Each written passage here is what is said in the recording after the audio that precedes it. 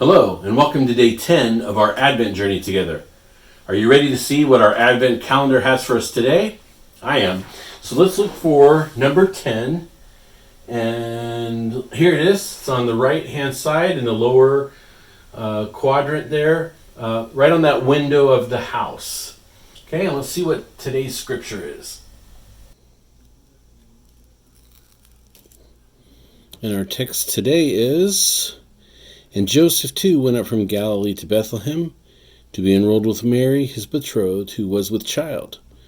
Luke chapter 2, 4 and 5. And there we see Mary seated on the donkey and Joseph following along beside her.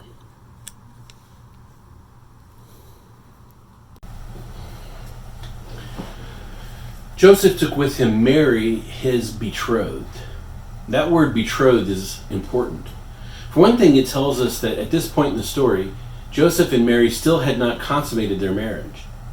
Mary was pregnant, but she was still a virgin.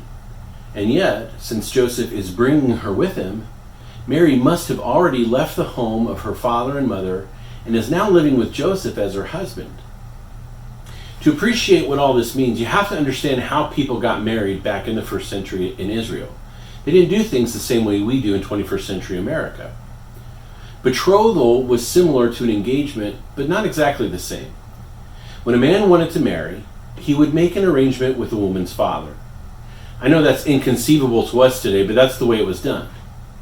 Keep in mind that the father is not necessarily forcing his daughter to do something against her will, although that probably did happen. But theoretically, he's looking out for her best interests. He's determining if this man is worthy of his daughter's hand. Will he provide for her? Will he take care of her?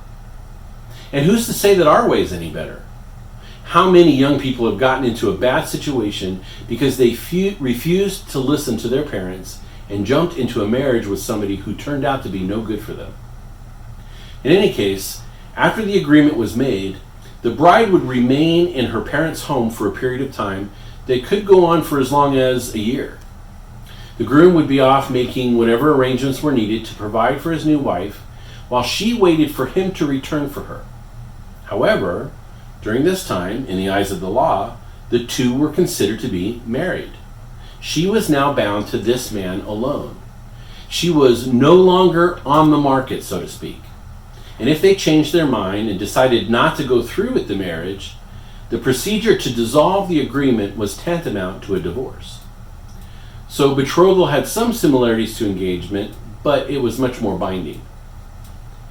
And you might be thinking, okay, but what does that have to do with me? Well, a Christian is in a very similar situation.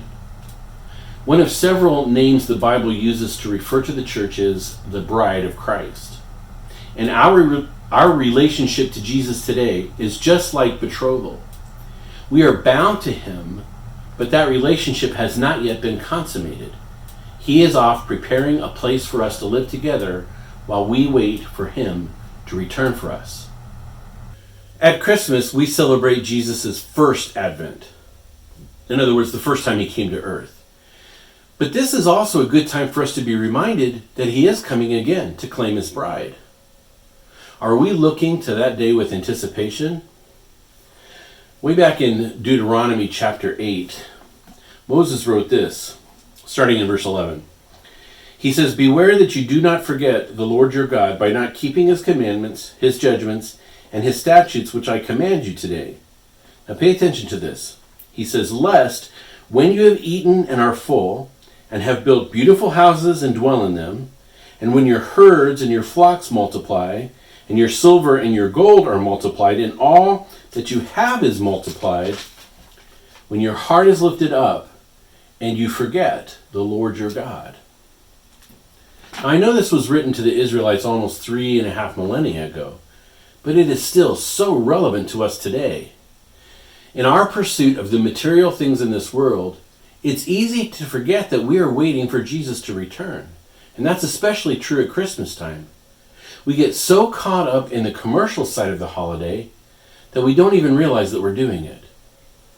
So what can you do this year as you celebrate to reduce the focus on material things like presents and increase the focus on Jesus and his hopefully soon return. I look forward to hearing your ideas or reading them in the comments that you post below. Thanks again for listening. God bless you, and Merry Christmas.